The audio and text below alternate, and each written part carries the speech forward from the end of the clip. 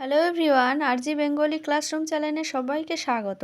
আজকে আমি তোমাদের সামনে নিয়ে চলে এসেছি নবম শ্রেণীর ইতিহাসের প্রথম অধ্যায় থেকে 8 নম্বরের একটি ইম্পর্টেন্ট কোশ্চেন নিয়ে। আমার এই ভিডিও স্কিপ না করে প্রথম থেকে শেষ পর্যন্ত দেখার অনুরোধ রইল।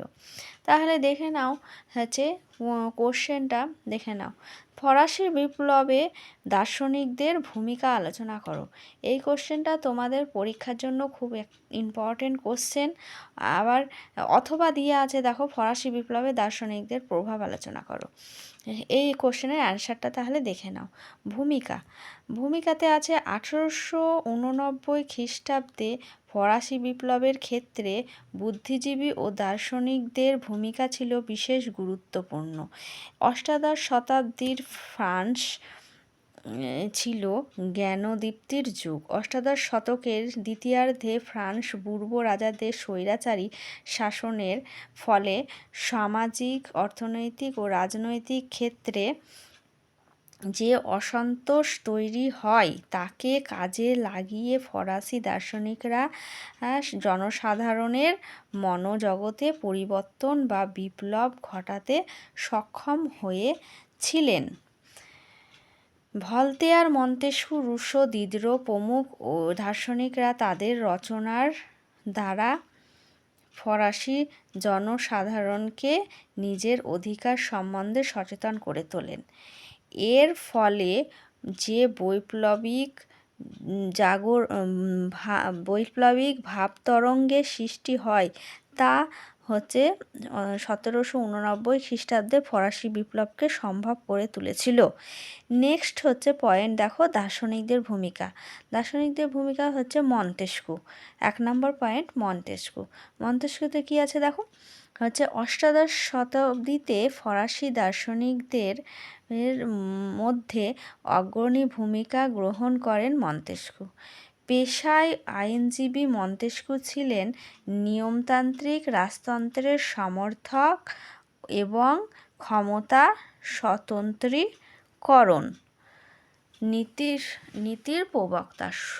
তাহলে কি দাঁড়ালো এটা কথাটা, হচ্ছে নিয়মতান্ত্রিক রাজতন্ত্রের সমর্থক এবং ক্ষমতা স্বতন্ত্রীকরণ নীতির প্রবক্তা। তাহলে পরে দেখো, পরে কি আছে, হচ্ছে তিনি তার বিখ্যাত গ্রন্থ দ্য স্পিরিট অফ লজ এ রাজার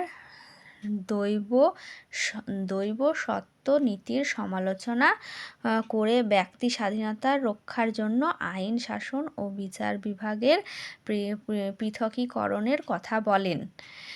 মন্তেস্কুর আর একটি বিখ্যাত গ্রন্থ হল দ্য পার্সিয়ান লেটার্স। এই গ্রন্থে তিনি বিপ্লব পূর্ব ফরাসি সমাজ ব্যবস্থার তীব্র সমালোচনা করেন। নেক্সট পয়েন্ট হচ্ছে ভলতেয়ারের দেখো কি আছে, অষ্টাদশ শতাব্দীতে ফ্রান্স তথা ইউরোপের প্রখ্যাত দার্শনিক ভলতেয়ার একাধারে ছিলেন যুক্তিবাদী, কবি ও নাট্যকার। তার আক্রমণের অন্যতম লক্ষ্য ছিল চার্চ ও রাষ্ট্র। তিনি চার্চের দুর্নীতি ও ভ্রষ্টাচার সম্পর্কে উল্লেখ করে ফরাসি স্বৈরাচারী রাজতন্ত্রের তীব্র সমালোচনা করেন। তিনি ক্যাথলিক গির্জাকে বিশেষ অধিকারপ্রাপ্ত উৎপাত বলে অভিহিত করেন। ভলতেয়ারের দুটি বিখ্যাত গ্রন্থ হল কাদিদ ও লেতর ফিলজোফিক। এই গ্রন্থ দুটিতে তিনি ধর্মীয়, রাজনীতি ও কুসংস্কারের বিরুদ্ধে প্রতিবাদ করেছিলেন। নেক্সট পয়েন্ট দেখো, রুশো। 3 নম্বর পয়েন্ট, রুশো। অষ্টাদশ শতাব্দীর দার্শনিকদের মধ্যে সর্বাপেক্ষা বৈপ্লবিক ছিলেন রুশো। তাকে ফরাসি বিপ্লবের জনক বলা হয়। রুশো ছিলেন নতুন সমাজ গঠনের পথপ্রদর্শক। তার রচিত বিখ্যাত গ্রন্থ সামাজিক চুক্তি এবং অসাম্যের সূত্রপাত। সামাজিক চুক্তি গ্রন্থে রুশো বলেন যে মানুষের মুক্তি ও নিরাপত্তার জন্য সামাজিক চুক্তির মাধ্যমে জনগণ রাষ্ট্র ও সমাজ গঠন করবে। তার মতে জনগণই হলো রাষ্ট্রীয় শক্তির উৎস এবং তারই সার্বভৌম ক্ষমতার অধিকারী। জনগণের ইচ্ছা অনুযায়ী চুক্তির মাধ্যমে রাজা শাসন ক্ষমতা লাভ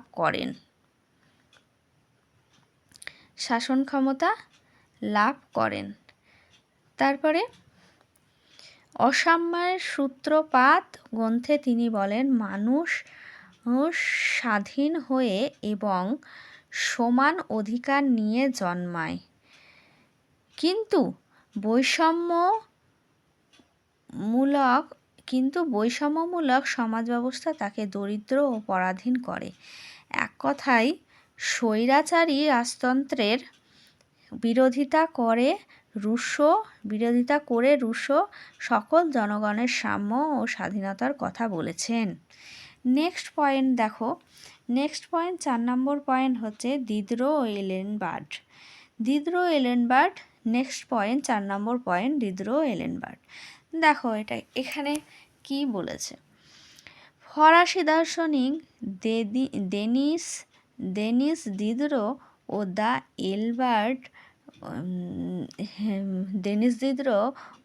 এলবার্ট 35 খণ্ডের একটি বিশ্বকোষ সংকলন করেন।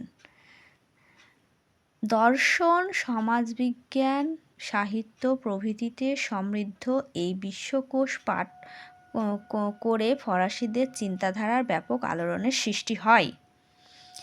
দিদরো বলেছেন মানুষ তার চারপাশের অবস্থাকে নিয়ন্ত্রণ ও পরিবর্তন করতে পারে বলেই সে জীবজগতে শ্রেষ্ঠ। তার কথায় উদ্বুদ্ধ হয়ে ফরাসি জাতি নিজ ভাগ্যকে নিয়ন্ত্রণ করতে তৎপর হয়ে ওঠে। নেক্সট পয়েন্ট দেখো, 5 নম্বর পয়েন্ট। 5 নম্বর পয়েন্টে কি আছে?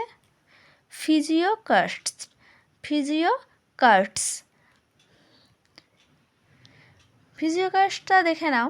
ফরাসি বিপ্লবের প্রাক্কালে ফিজিওকার্টস নামে একদল অর্থনীতিবিদের আবির্ভাব হয়।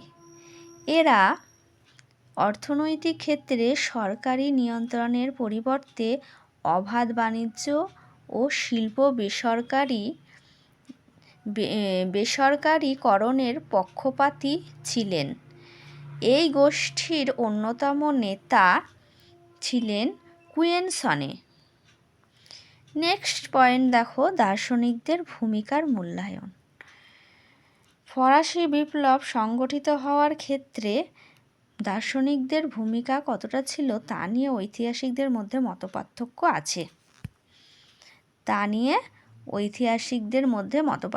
আছে।